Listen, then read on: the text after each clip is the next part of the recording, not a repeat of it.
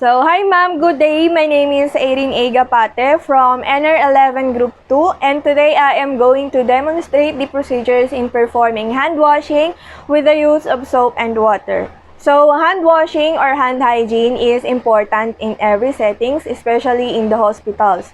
It is considered as one of the most effective infection prevention measures.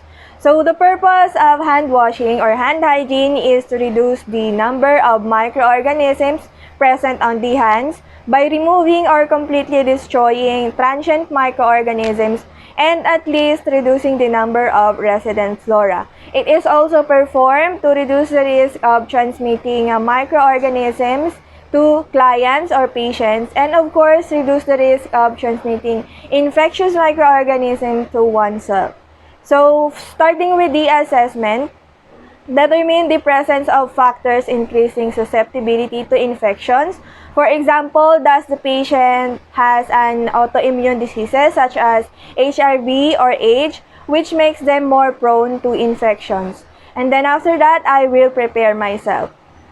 Now for the planning, I will be removing my jewelry, which is my wristwatch, because it can harbor microorganisms, and thus microorganisms can lodge in the settings of jewelry such as under the wristwatch or under the rings.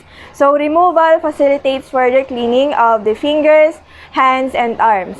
And then determine the location of running water and obtain liquid soap, towel, or paper towel.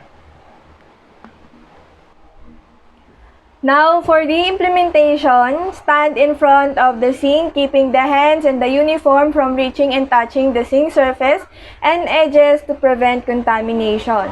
Keeping this stance also reduces the chances of water being splashed into the uniform.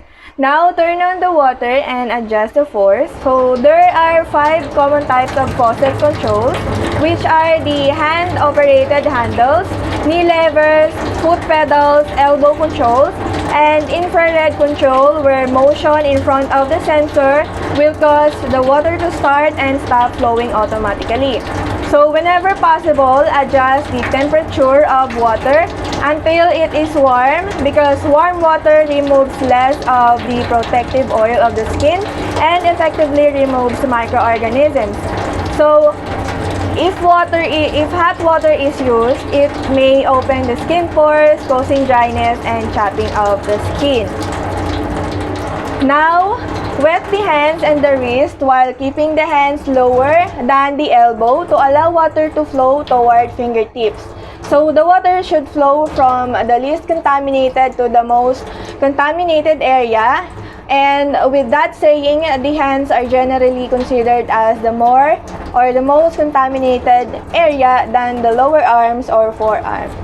Now apply soap to cover all hand surface. If soap is liquid, apply 4 to 5 ml or 1 teaspoon. Now, if the soap is a bar, granules, or sheet, rub them firmly between the hands. Now, lather the soap all over the hands, and then we'll start rubbing the hands palm to palm. So the friction caused by a firm rubbing helps loosen the dirt and microorganisms. Now rub back of each hand with palm of the other hand with fingers interlaced and vice versa.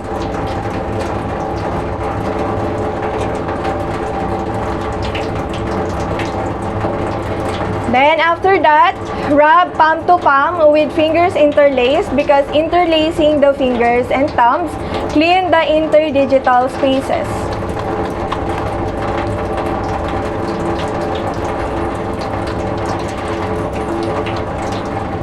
Then rub the back of fingers to opposing palm with fingers interlocked and vice versa.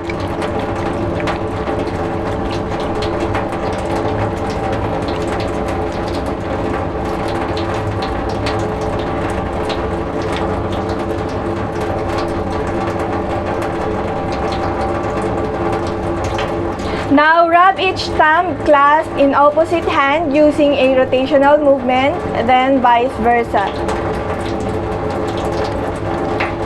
Now, rub tips of fingers in opposite palm in a circular motion and vice versa.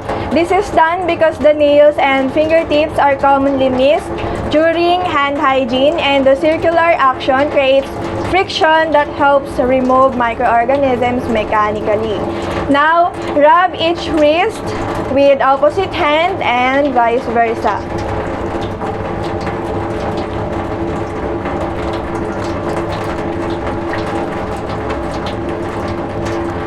Then, rinse hands with water flowing toward the fingertips because this position prevents the microbes from being rinsed into the least contaminated area.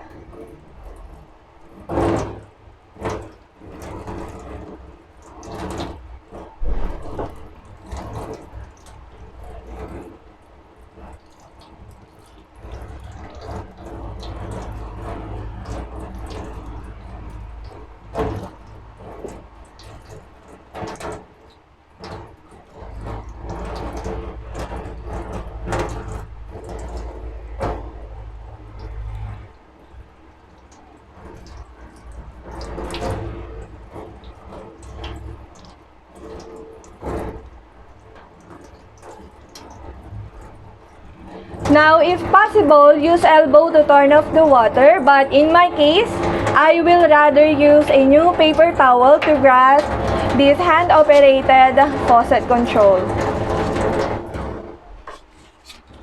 So, this prevents me from picking up microorganisms from the faucet handles. And then, pat dry thoroughly with a single towel to dry one hand in a rotating motion, starting from the fingers up to the wrist.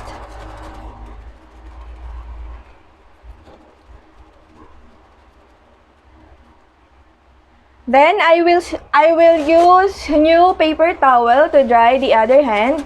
This prevents the transfer of microorganisms from one hand to other hand. And then discard all used paper towels in appropriate waste containers to prevent the spread of or transfer of microorganisms into any surfaces.